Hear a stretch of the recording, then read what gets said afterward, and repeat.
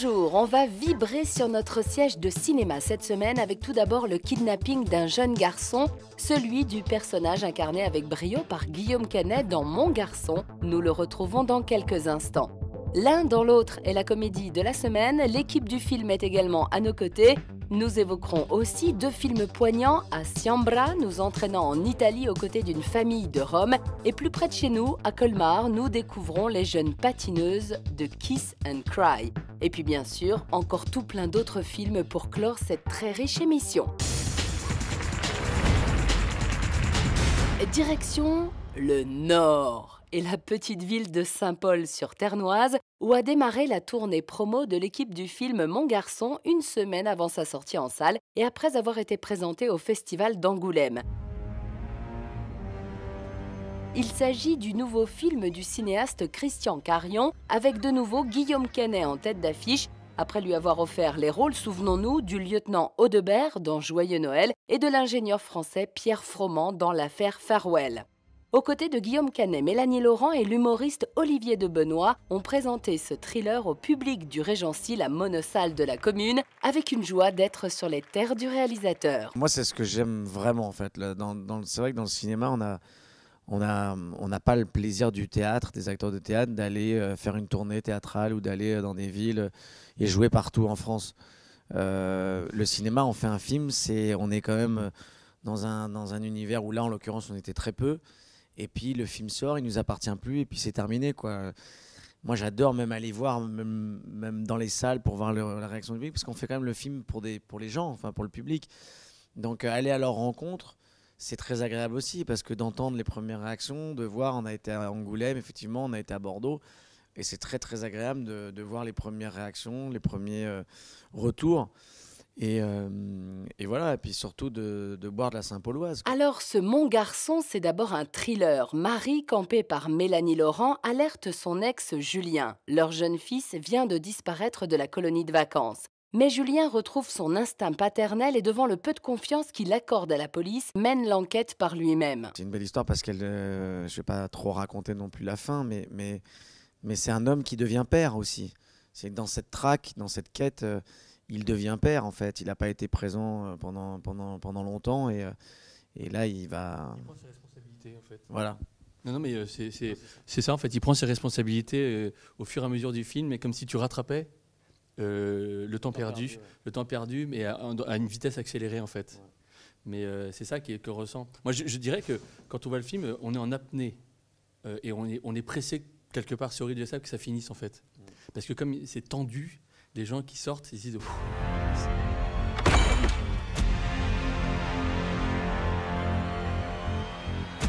Mon garçon est un thriller haletant dans lequel nous sommes maintenus dans une tension permanente.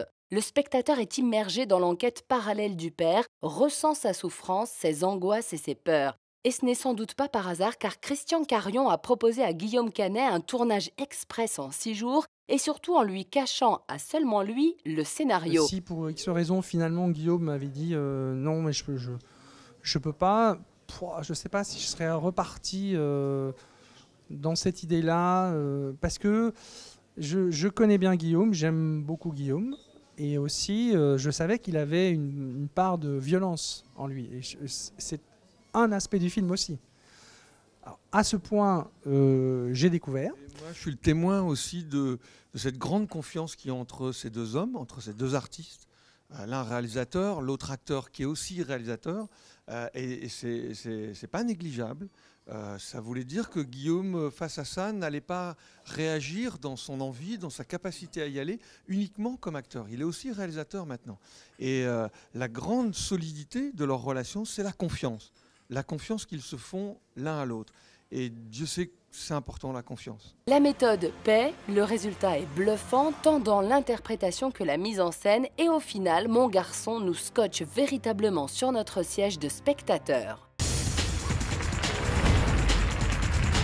Deux couples, Pierre et Aimé, et Éric et Pénélope, partagent plusieurs années d'amitié sans nuages. Seul souci, Pénélope et Pierre sont devenus amants. La situation devenant intenable, ils décident de rompre. Mais après une ultime nuit d'amour passionné, le sort leur joue un tour. Pierre et Pénélope se réveillent chacun dans le corps de l'autre. Pénélope, réveille-toi, il est 15h. Ta tête, c'est ma tête. C'est quoi, qu'est-ce qui se passe? Pour protéger leur secret, ils se retrouvent chacun à devoir vivre la vie de l'autre. C'est le début des complications. Ça fait 9 ans qu'on vit ici, Pierre. 9 ans déjà, t'imagines, ça file, hein. Bruno Chiche, réalisateur de Barney et ses petites contrariétés, revient avec l'un dans l'autre à son genre de prédilection, à savoir la comédie de boulevard. Mais il y ajoute une touche de fantastique en s'inspirant de comédies américaines comme Freaky Friday. Pour être honnête, c'est Philippe Rousselet qui me proposait l'idée de faire un body swamp, c'est-à-dire un homme dans la peau d'une femme et une femme dans la peau d'un homme. Mais je trouvais que l'idée n'était pas suffisante pour tenir la longueur d'un récit. Et j'ai eu 2 couples d'amis qui ont eu cette petite histoire sympathique, c'est que Monsieur A et Madame B sont devenus amants.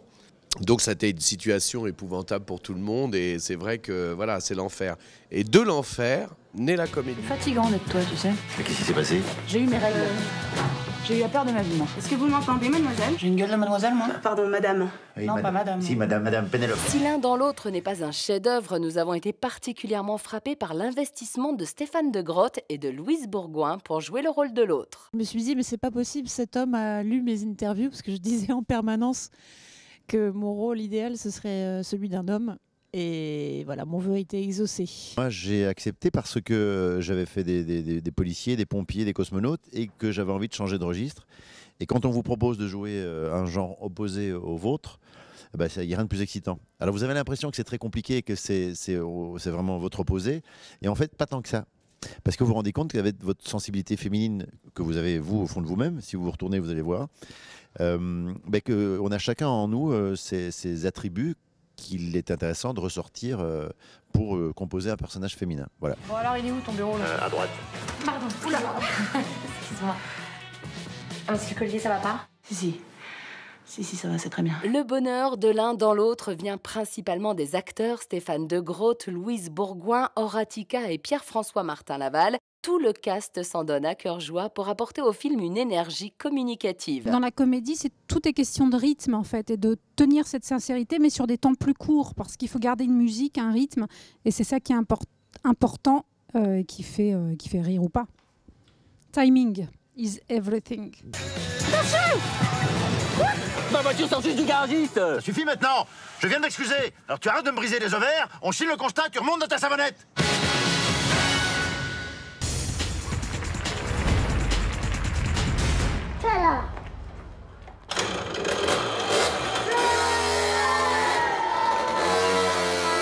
Pio est un jeune Rome de 14 ans de Gioia une ville portuaire de Calabre au sud de l'Italie. Et Pio est décidé à devenir un homme et à occuper la place devenue vacante de chef de famille.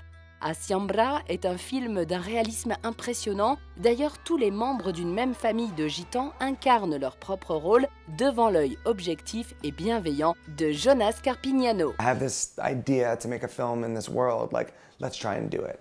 So I'm like, Pio, you think you want to do this? And he's like, yeah, let's give this a try. You know, so he and I made this short film. It was just me, him, his brother, and Naiva. By the time it was time to make a chambra, they had already been through the process. Like they'd seen a chambra, the short, get made. They saw Mediterranean get made, and the first time they ever went to a movie theater was to see Mediterranean. You know, so they knew more or less what it is that I do. And so when I came to them with the idea, I was like, so do we want to make this film together? They were like, yeah, let's do it. You know, it wasn't hard to convince them because they'd seen it happen before. Des tout-petits aux grands-parents, chaque rôle est incarné de façon saisissante. Des acteurs non professionnels d'une très grande justesse qui ont fait confiance à Jonas Carpignano et lui ont offert de véritables morceaux de leur vie. The reason why they're so natural is because they're never doing anything that they haven't done before. There's no dialogue that they say that they haven't said before. So that was the key. Like as I was writing the film, I wouldn't just write what I wanted. I would write what I'd heard them say. Perché ce l'avevi a portare tu? Io non ci spaccavaccio qua. Ma ne va. Dopo non era. E poi non andiamo tutta la famiglia. Non dovrei pensare a rubare il mare. Asiambra est surtout et aussi un film politique sur la condition actuelle des Roms en Europe aujourd'hui. The point was never to make a political film. To me, the idea was to bring this world that no one knows about to other people. You know, I think the only way to really understand it is to make them closer. En bref, un film vif et percutant, coproduit, s'il vous plaît, par le grand Martin Scorsese.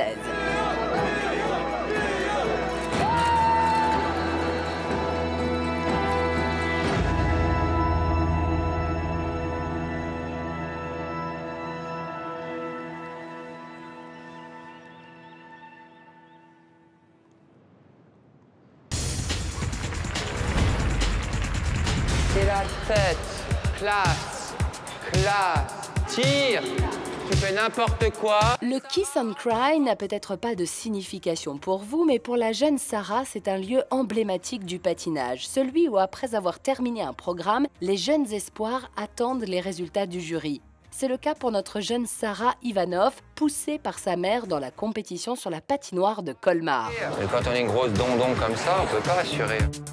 Je les insulte pas, je leur dis qu'elles sont grosses. Pour faire du patinage de haut niveau, on ne peut pas sauter quand on ressemble à une bonbonne de gaz. À l'âge de l'adolescence, tout devient plus complexe. On choisit des personnages qui sont en cours de construction.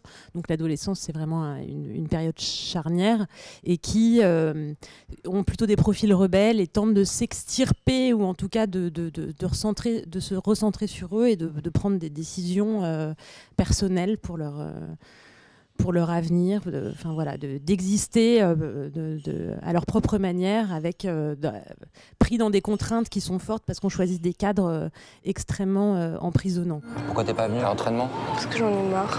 Attends, il faut que ça vienne de toi, Sarah. Je sais pas comment contrôler parce qu'une meuf de 15 ans ne peut pas contrôler tout ça, toute cette pression. Et maman qui pète les plombs et qui veut absolument que je réussisse. Je considère pas vraiment qu'on a fait un film sur le sport de haut niveau. Pour nous, c'est avant tout sur l'adolescence, peut-être quand même. Et et sur les rapports de force et de tensions qui peuvent exister entre des gens, même des gens qui s'aiment, à l'adolescence particulièrement. Tu viens là, putain!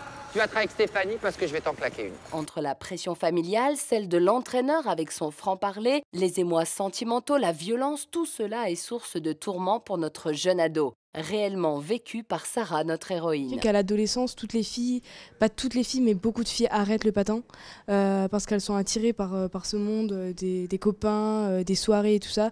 Et c'est à ce moment-là de l'adolescence que les gens craquent, quoi, que les sportifs.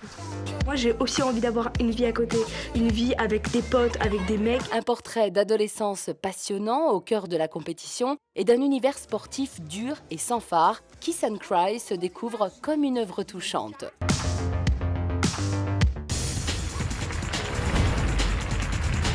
Brillamment remarqué à Cannes, le nouveau film d'Andrei Zvyagintsev nous entraîne dans son pays, la Russie, aux côtés d'un couple en pleine séparation.